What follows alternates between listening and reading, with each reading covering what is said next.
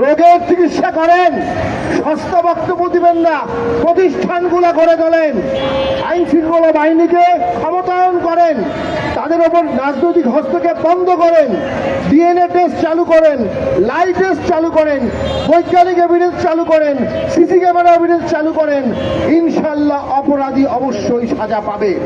আমরা গভীরভাবে পর্যবেক্ষণ করব এই রামিসা হত্যা সহ অন্যান্য যে মামলাগুলো আছে, এখানে যদি কোনো প্রকার গাফিলতি দেখি সরকারের, আমরা দেশব্যাপী দুর্বার আন্দোলন গড়ে তুলব ইনশাআল্লাহ। এরশাদের আমলে রাত 10টা পর্যন্ত মানুষ স্বাধীনভাবে ঘুরে বেড়াতো, কারো কোনো চাঁদাবাজি হতো না। এরশাদের আমলে অ্যাসিড নিক্ষেপ আইন করে 1 বছরের মধ্যে এরশাদ অ্যাসিড সন্ত্রাসকে বাংলাদেশ থেকে বিদায় করেছে। এরশাদের আমলে নারীদের পারিবারিক আদালতের জন্য বিনামূল্যে মামলা করার জন্য এরশাদ মুসলিম ফ্যামিলি অর্ডিন্যান্স 1985 করেছিল। এদেশের যত সংস্কার, যত বিকেন্দ্রীকরণ, যত আইনের শাসন, সবচেয়ে ভালো এক্সাম্পলগুলো ছিল এরশাদের আমলে। আমরা মনে করি বর্তমান সরকার ভ্রান্ত পথে চলছে।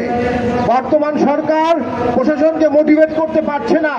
বর্তমান সরকার রাজনৈতিক দলগুলোর সাথে জাতীয় সংলাপ করে জাতীয় ইস্যুতে দেশকে রক্ষা করতে হবে, সহাবস্থান সৃষ্টি করতে হবে, অন্তর্ভুক্তিমূলক রাজনীতি করতে হবে, পুলিশকে মোটিভেট করতে হবে।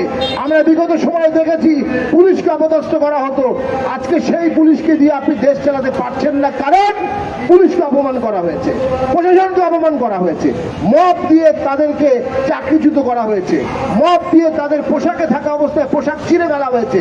তাদের আমরা বিচার চাই। বিগত 2 বছর যারা মব করেছে তাদের বিরুদ্ধে একটা মব বিরোধী কমিশন করা উচিত। এই দেশে মব থাকলে ধর্ষণ হবে। আমরা মনে করি এই সমস্ত অন্যায়ের বিচার যদি না করা হয়, অপরাধের প্রবণতা বাড়বে এবং রাষ্ট্রীয় কাঠামো ভেঙে পড়বে। দেশ বাঁচাতে, মানুষ বাঁচাতে, মানুষের অধিকার বাঁচাতে আবার থেকে উঠতে হবে। জাগবায় করতে সবাই ইনশাল্লাহ, জিএম কাদেরের নেতৃত্বে, ইনশাল্লাহ জাতীয় বাড়ির নেতৃত্বে আমরা নতুন বাংলাদেশ গড়ব।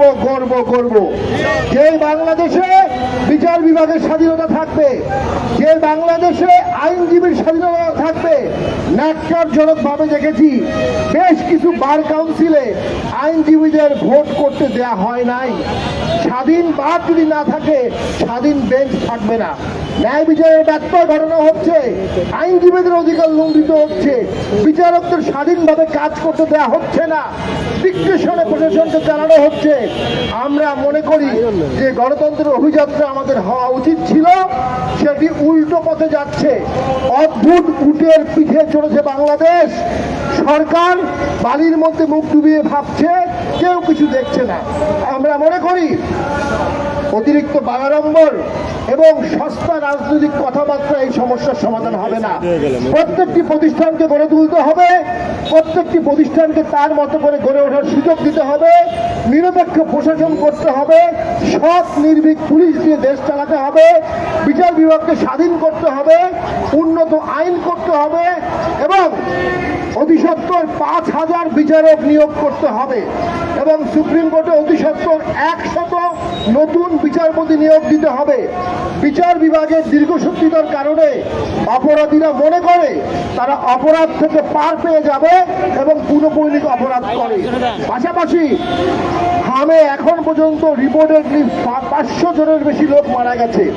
সরকারকে বলবো প্রত্যেক পরিবারকে 1 কোটি টাকা করে ক্ষতিপূরণ দিতে হবে এবং এই হামের কারণে যে মহামারী হলো এটা মনুষ্য সৃষ্ট, এর বিরুদ্ধে কমিশন করতে হবে এবং সেই কমিশনের ভিত্তিতে দোষী এবং যারা গাফিলতি করেছে তাদের শাস্তির ব্যবস্থা করতে হবে।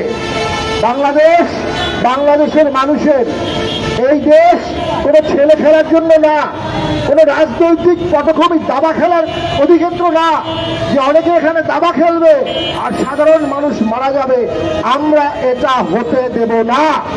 এই বাংলাদেশ আমাদের সকলের নাগরিকের অধিকার, মর্যাদার অধিকার, আইনের শাসন, বিচার বিভাগের স্বাধীনতা, নাগরিকের সুশাসন, সকলের জন্য মর্যাদা নিশ্চিত করা বাংলাদেশ আমরা চাই।